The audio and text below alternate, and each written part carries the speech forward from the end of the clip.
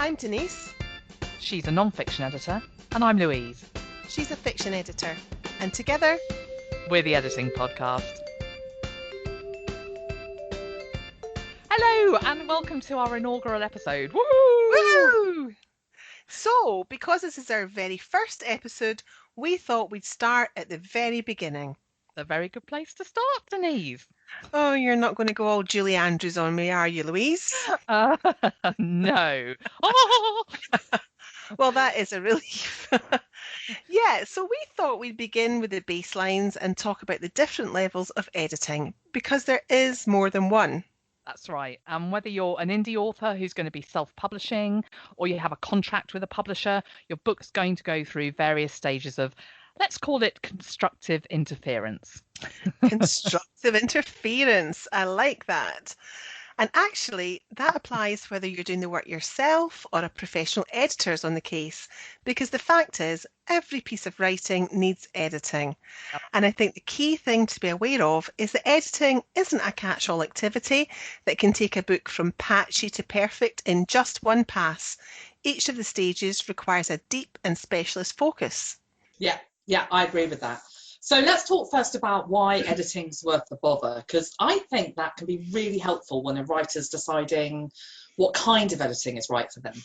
That's true. I think it's worth looking at the mainstream publishing industry because it certainly knows a thing or two about bringing high quality books to market. And so it should. Right. Yeah, it's been doing it forever. Yeah. So publishers take their books through multiple rounds of editing, and I think that the indie author who tries to mimic that process is the one who's least likely to get negative reviews and the most likely to build fans. Yeah, and that's really key, I think, because fans won't just buy this book, they'll buy the next book and the one after that and the one after that and the one after that. That's a really good point. So, Louise, why don't you kick off and talk about developmental editing?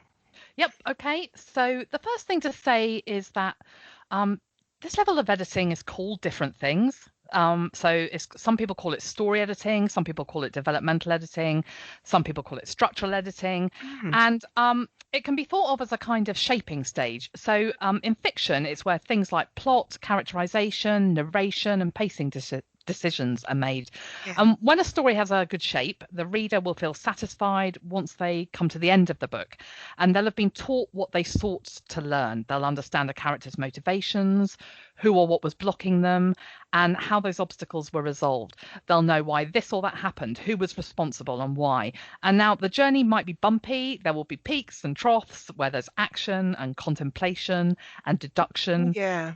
And in fiction, another key point, I think, is that someone's telling that story. So it could be an external narrator, or it could be one of the characters. And getting that narrative viewpoint right will help the reader immerse themselves in the story.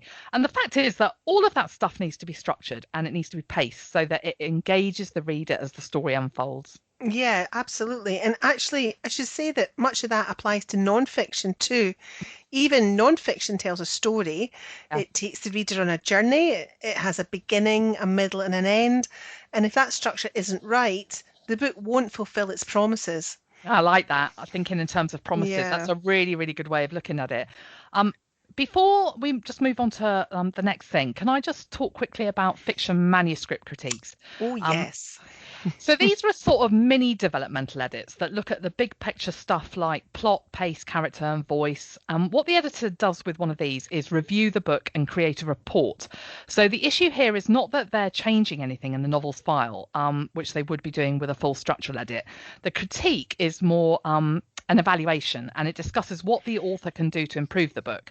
And report levels vary depending on what the editor finds, but I know that, for instance, one of our colleagues, Sophie Plale, her critiques are around 10 to 15 pages of A4, so they're pretty detailed. Yeah.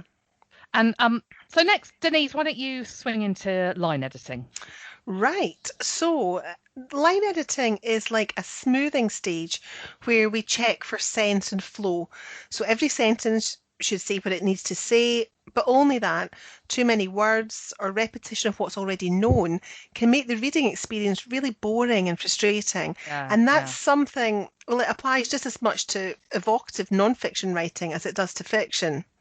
And what I'd also say here is that punctuation really comes to play into play here too, especially in fiction. It's not just about grammar, and certainly not about pedantry. I always think of punctuation as being at line editing stage as being a really powerful pacing tool that can evoke tension as well as bring clarity to sentences. And in fiction, authors can play with sentence length too and language style to reflect the historical period and genre and the mood of a given scene. So line editing is paying attention to that too. You don't want your Victoria character talking about picking up the kids from school or saying awesome. Well, not like people say it now anyway. No. So Denise, actually, I wanted to ask you, I often do my line editing at the same stage as copy editing because they're a really good fit in fiction editing. Is that the same for you? Yeah, it is. I mean, although I tend to refer to what I do as copy editing, for me, that encompasses the elements of line editing and copy editing. And I actually find it hard to separate out the two. I find that, I instinctively just do both at the same stage. And because many of my clients really generally aren't aware of these definitions, they just want editing, it's more helpful for them to discuss what it is I can do for them than what it's called. Do you think that sounds reasonable? I completely agree. I often think that the language of editing is so tangled. Yeah. And that's a really good point. It's always worth the author having that conversation with the editor to make sure everyone's talking about the same thing. And that way everyone's expectations match. Oh, I agree, definitely, yeah. So should we talk more about copy editing now? Copy editing is the correcting stage where inconsistent or incorrect spelling, grammar and punctuation are attended to, and where we check for logic so that readers don't get distracted.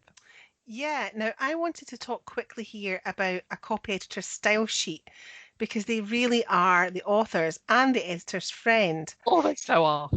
Yeah.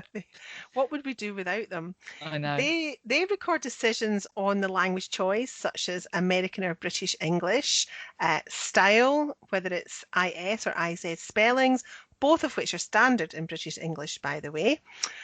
Proper noun spelling, character traits, location identifiers, the book's timeline, dialogue treatment, how numbers are rendered, how capitalisation and hyphenation are handled, and 100 other decisions. You're right. They're such useful things to have, aren't they? Just to keep track of all that stuff. Yeah, you can't hold all that in your head. No way.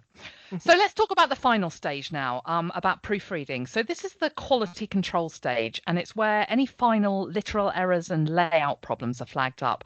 Now, it's rare for a book to get to the pre-publication stage without a few mistakes remaining. We're all human. Even editors are human. Even Denise is human.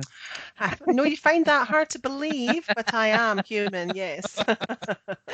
So sometimes errors get introduced during previous rounds of editing or even during the design process. That can cause problems. Yeah, and some elements of the book, like headings, a paragraph, or a footnote, they might be formatted inconsistently or incorrectly. If you think about indents, line spaces, end-of-line word breaks, page number chronology, running heads, and alignments, just for starters, there's a lot that can go wrong. Yeah. We should talk actually about the order of play because there is a logical order when it comes to editing. I always think it's kind of a bit like building a house. Yeah, it is. So let's take that analogy. So developmental editing is like laying the foundations and building the structure. And line and copy editing are kind of like the plastering of the brickwork and painting the walls and sanding the floorboards. Let's just keep it going here. Yeah. Proofreading is where you move in the furniture and you fill in any tiny cracks that have appeared in the walls. And of course, when you swap the order around of this structure, you can end up in a real pickle. So let's imagine you do line and copy editing. So you smooth the prose and eradicate most of the spelling and grammar, punctuation and consistency problems first. And then you discover a gaping plot hole that requires you to move 2 chapters, rewrite 3, and make 75 sentence level tweaks throughout the rest of the books. So that's all structural stuff. And every move, every deletion, every rewrite, every tweak brings with it the chance of damaging the line and copy editing work that had gone before. Yeah, and that is just a load of time and money down the drain. Yeah. So let's do a quick overview of the key points. So plan your editing logically, starting with the big picture and moving to more micro levels. Yep, so do your developmental or structural editing first. That's the shaping stage where you do your macro or story level stuff. And then follow that up with the smoothing and correcting stages of line and copy editing. And here you're working at sentence level. And then close off with your final quality control, the proofreading stage. Yep, and do not please try to do everything at once. And please don't ask an editor to try to do it all at once. You really need to make time for several different passes. So true, so true. So there's just one more thing. Every episode, we thought that we'd wrap up each week with a regular section called Editing Bites. And that's not where Denise gets all Dracula on me. Well, not the first session anyway. I mean, I'm a fan of horror stories, so you never know. But yes, our editing bites are handy resources that we both love. And every week we're going to offer you one each.